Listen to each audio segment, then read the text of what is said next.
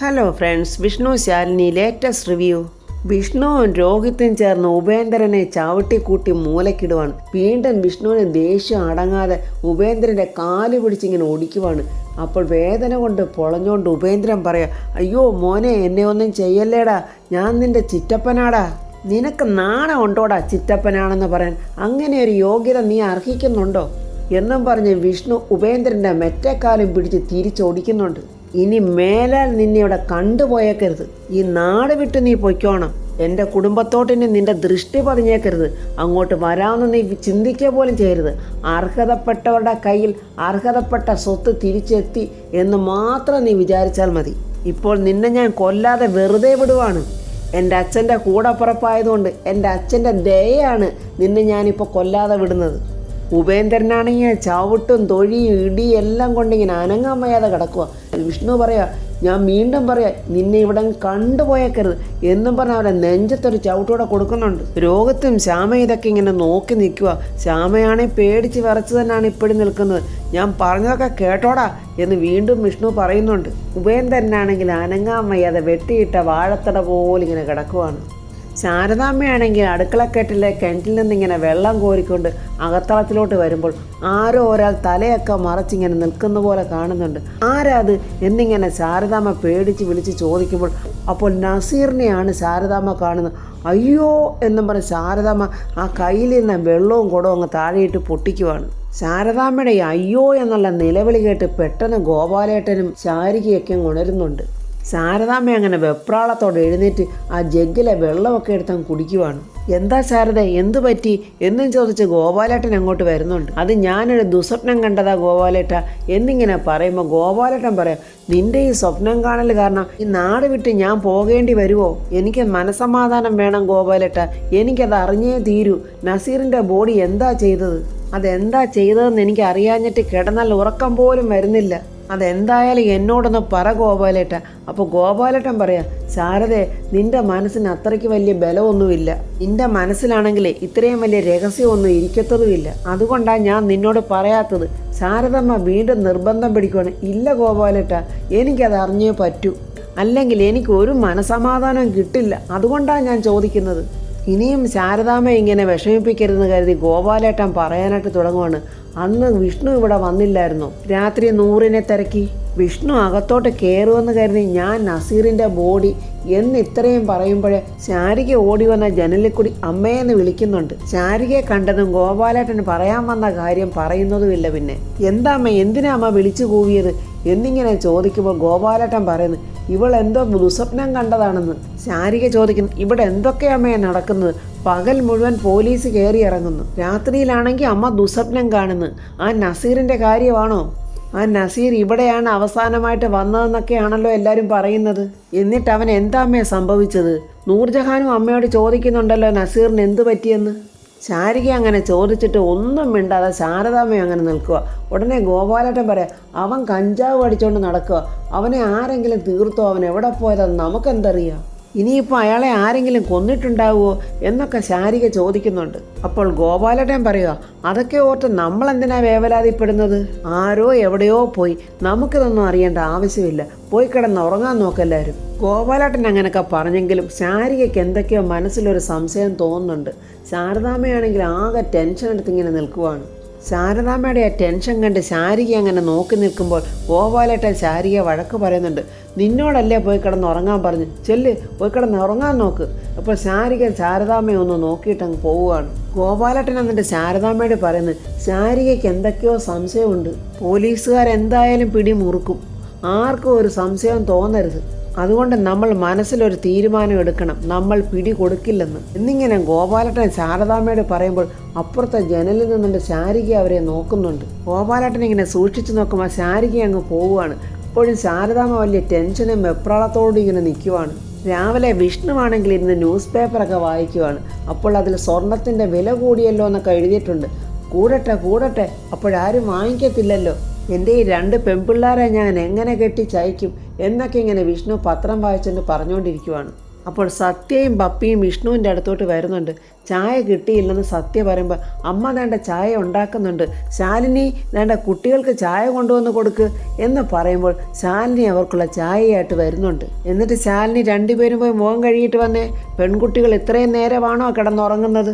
ഇങ്ങനെയൊന്നും കിടന്നുറങ്ങാൻ പറ്റില്ല, രാവിലെ എഴുന്നേൽക്കണം, എന്നാലേ പഠിക്കാനുള്ളതൊക്കെ പഠിക്കാൻ പറ്റൂ. ഈ പ്രായത്തിലെ കുട്ടികൾ എന്തൊക്കെ ജോലിയാണ് ചെയ്യുന്നത്? ആ ചായ ഒന്ന് തരുന്നുണ്ടോ എന്നിങ്ങനെ സത്യ ചോദിക്കുവാണ്. എന്താ വിഷ്ണു വെച്ചാൽ എന്തൊക്കെയാ ഇത് എന്നിങ്ങനെ പപ്പിമോളും ചോദിക്കുന്നുണ്ട്.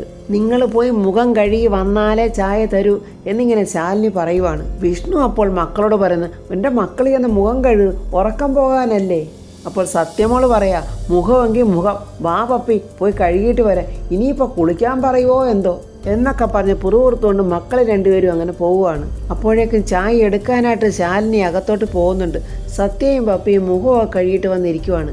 ഞങ്ങൾക്ക് ഇതുവരെയും ചായ എടുത്തില്ലേ എന്നും പറഞ്ഞ് സത്യയും പപ്പിയും ബഹളം വെക്കുന്നുണ്ട്. അപ്പോൾ വിഷ്ണുവിൻ്റെ ചായ എടുത്ത് മക്കൾക്ക് നേരെ നീട്ടുന്നുണ്ട്. അപ്പോൾ അവർ പറയുന്നു, വേണ്ട, അത് അച്ഛന് തന്നതല്ലേ, അതുകൊണ്ട് അച്ഛൻ കുടിച്ചോ എന്നിങ്ങനെ പറയുമ്പോൾ ശാലിനി ചായയുമായിട്ട് വരുവാണ്. അങ്ങനെ രണ്ടുപേർക്ക് ചായ കൊടുത്തിട്ട് വീണ്ടും ശാലിനി പറയാ, പെൺകുട്ടികൾ ഇത്രയും നേരമൊന്നും ഉറങ്ങരുത്, ഞങ്ങളൊക്കെ ആണെങ്കിൽ ഈ സമയത്തെ വീട്ടിലെ പകുതി പണി കഴിഞ്ഞിട്ടുണ്ടാകും, പണിയൊക്കെ എളുപ്പം ചെയ്ത് തീർത്തെങ്കിൽ മാത്രമേ ബാക്കി സമയം കൊണ്ട് പഠിക്കാൻ പറ്റത്തുള്ളൂ എന്നൊക്കെ ശാലിനി ഇങ്ങനെ പറഞ്ഞുകൊണ്ടിരിക്കുമ്പോൾ വിഷ്ണു പറയുക, അതെ, അങ്ങനെ പഠിച്ചെങ്കിൽ മാത്രമേ അമ്മയെപ്പോലെ വലിയ ആളാകാൻ പറ്റത്തുള്ളൂ. അപ്പോൾ സത്യമോള് പറയാം, ഞങ്ങൾക്ക് അമ്മയെപ്പോലെ ആകണ്ട, ഞങ്ങൾക്ക് അച്ഛനെപ്പോലെ ആയാൽ മതി. മക്കൾ അങ്ങനെ പറഞ്ഞത് കേട്ട് ശാലിനി അങ്ങ് ചിരിക്കുവാണ്. വിഷ്ണുവും ചിരി അടക്കുന്നുണ്ട്. ശാലിനി ചിരിച്ചോണ്ട് പറയാം, അപ്പോൾ അത് തന്നെയാണ് നല്ലത്, പഠിക്കുകയും വേണ്ട, ജോലി അന്വേഷിച്ച് അങ്ങ് പോവുകയും വേണ്ട, ഒരു പണിയും കിട്ടത്തില്ലല്ലോ.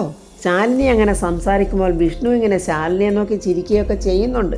ഈ സമയത്ത് ഒരു ഓട്ടോറിക്ഷ അങ്ങോട്ട് വരുന്ന ശബ്ദം കേൾക്കുന്നു. ഇതാരാപ്പാ ഈ സമയത്ത് ഓട്ടോറിക്ഷയിൽ ഇങ്ങോട്ട് വരുന്നത്? ആരാന്ന് ഞാൻ പോയി നോക്കിയിട്ട് വരാം എന്നിങ്ങനെ ശാലിനി പറയുമ്പോൾ പപ്പിമോൾ പറയുന്നു, ഞാൻ പോയി നോക്കിയിട്ട് വരാൻ ചേച്ചിയമ്മ എന്നും പറഞ്ഞ് പപ്പിമോൾ പുറത്തോട്ട് വരുവാണ്. അപ്പോൾ ഓട്ടോറിക്ഷയിൽ നിന്ന് രോഹിത്തും ശ്യാമയും ഇറങ്ങി വരുവാണ്. പപ്പിമോൾക്കാണെങ്കിൽ അവരെ കണ്ടത് വലിയ സന്തോഷമായി.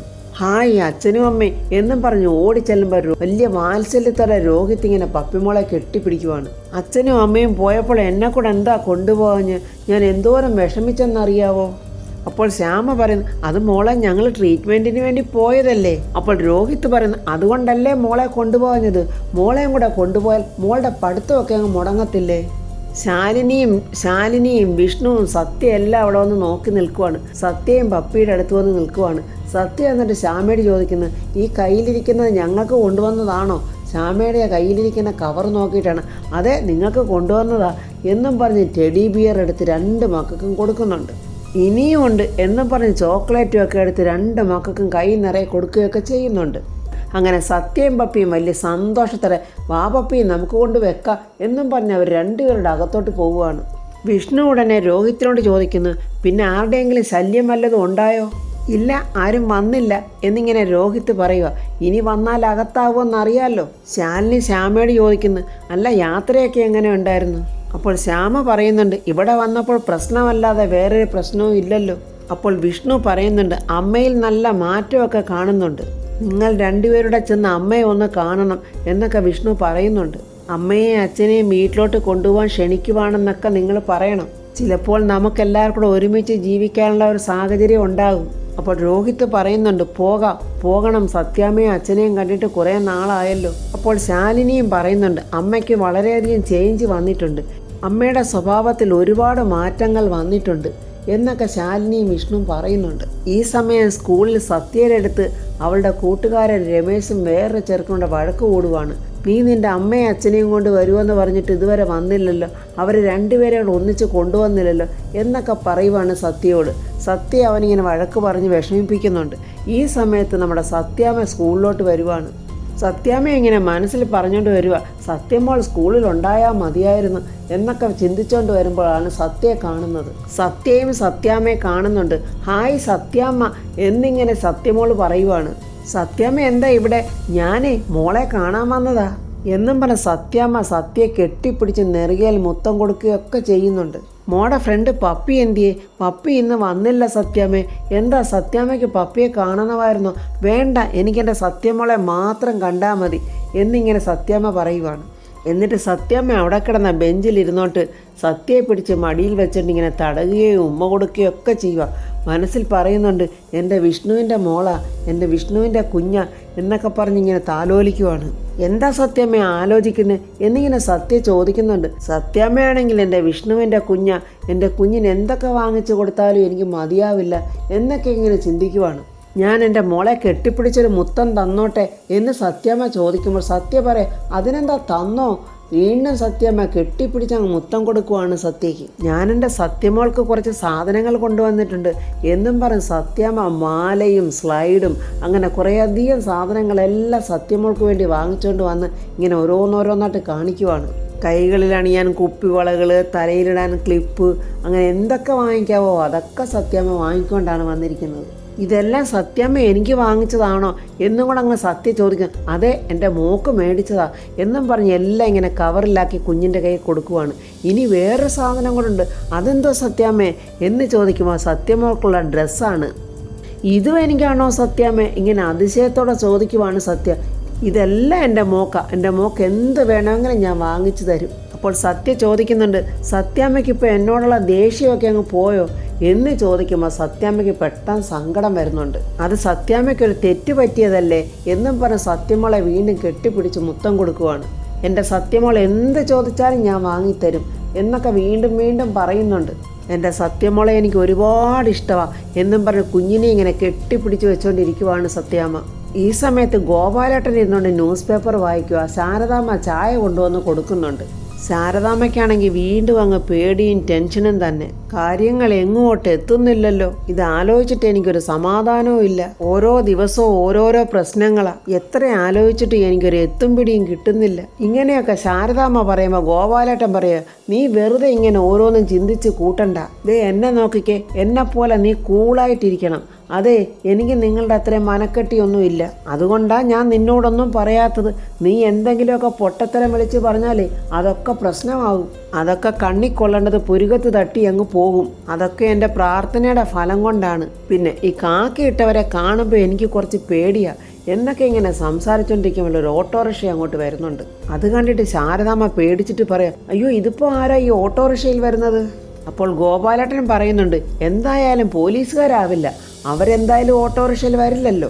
അപ്പോൾ ഓട്ടോറിക്ഷയിൽ നിന്ന് പിള്ളയും രാഘവേട്ടനുമാണ് ഇറങ്ങി വരുന്നത്. അത് കണ്ട് ശാരദാമ്മ പറയുക, അയ്യോ രാഘവേട്ടനല്ലയോ വരുന്നത്, എന്തോ കാര്യമുണ്ടല്ലോ, ഒരു കാര്യമില്ലാതെ ഇങ്ങനെ വരത്തില്ലല്ലോ എന്നൊക്കെ ഗോപാലേട്ടനും പറയുവാണ്.